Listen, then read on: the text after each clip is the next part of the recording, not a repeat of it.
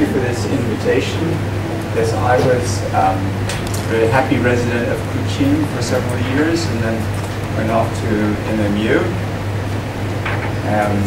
But tended to take the same projects that I was working on here with me over there.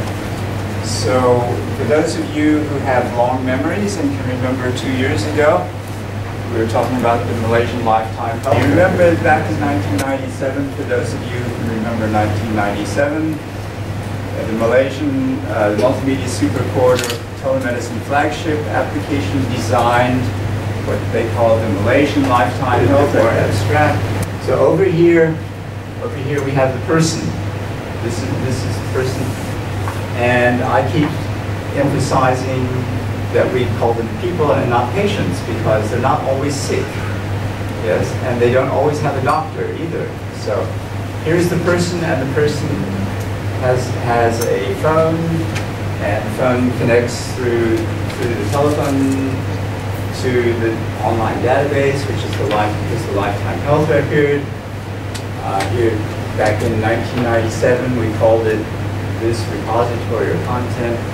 The ETP calls it HealthNet, but it's really the same thing. Okay, and then you have your decision support or knowledge base. So what to do? So the idea, personal health records. A personal health record is not in a hospital. A personal health record is outside the hospital. Okay, but it turns out this is a much cheaper way to go about doing it. Okay, and by telling the patients to take care of themselves, that also reduces the burden on them. So when you want to do this in a place like Sarawak, okay, we come up with some what I call real-life problems. So real-life problems means health records is more than a website which says health records on it. Okay, so if you're looking at real life, you have the users, the records, the networks, and we have this thing called standards. So we have a couple of options.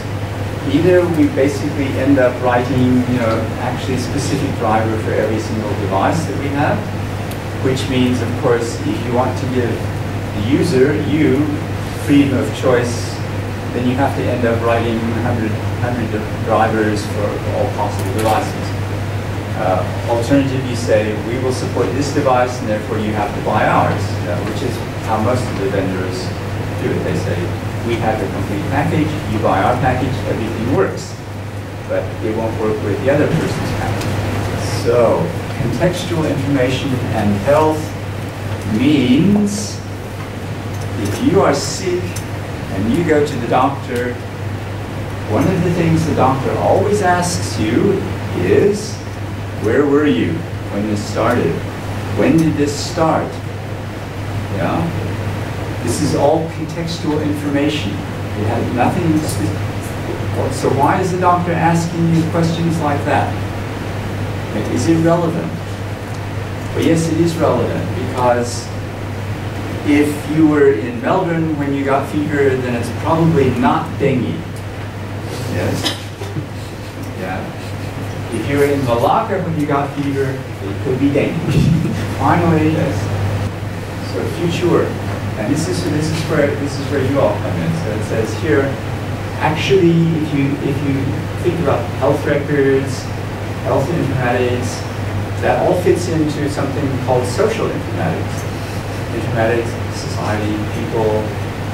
Yes. Anyone not get the connection? Yes. Yes. Yes. So health is part of social informatics for societies, and therefore the logical next step is to integrate the health thing into the general social informatics. So that's why. So basically it says, well, now it's your turn. Yes. Okay, thank you. That's all.